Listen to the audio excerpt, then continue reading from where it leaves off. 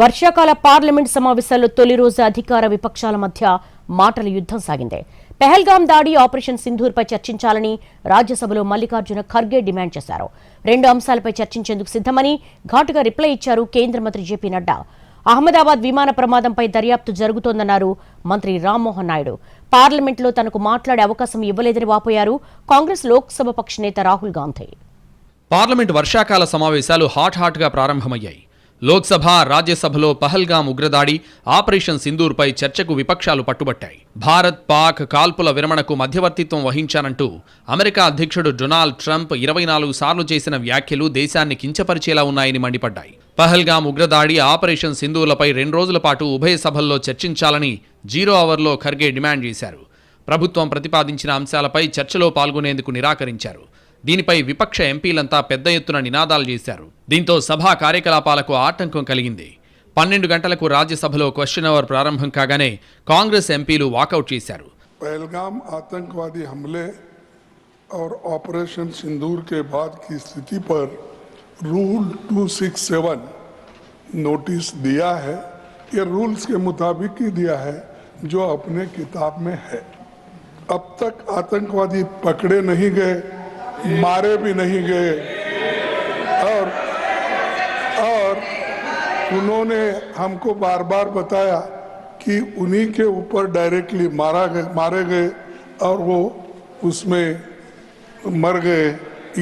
ये भी खबर हमको मिली. విపక్షాల డిమాండ్పై కేంద్ర మంత్రి జేపీ నడ్డా ఘాటుగా స్పందించారు. ఆపరేషన్ సింధూర్కు సంబంధించిన అన్ని అంశాలపై సమగ్ర చర్చకు ప్రభుత్వం సిద్ధంగా ఉందన్నారు. దేశానికి స్వాతంత్ర్యం వచ్చిన నాటి నుంచి అలాంటి సైనిక ఆపరేషన్ ఎన్నడూ జరగలేదన్నారు. పహల్గాం ఉగ్రదాడిపైన చర్చిస్తామని తెలిపారు. कि सरकार पहलगाम और ऑपरेशन सिंदूर पर चर्चा नहीं चाहती. हम चर्चा करेंगे, हर तरीके से करेंगे और ऑपरेशन सिंदूर के सारी पॉइंट्स को देश और दुनिया के सामने रखा जाएगा. और मैं यह भी बताना चाहता हूं कि आज दिन तक आजादी के बाद इस तरीके का ऑपरेशन नहीं हुआ जो प्रधानमंत्री मोदी जी के नेतृत्व में हुआ है.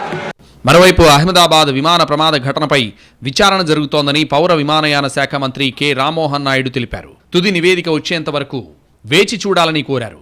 రాజ్యసభలో విమాన ప్రమాదంపై మాట్లాడిన రామ్మోహన్ ఏఏఐబి నిబంధనల ఆధారిత ప్రక్రియలో విచారణ జరుపుతోందని వెల్లడించారు.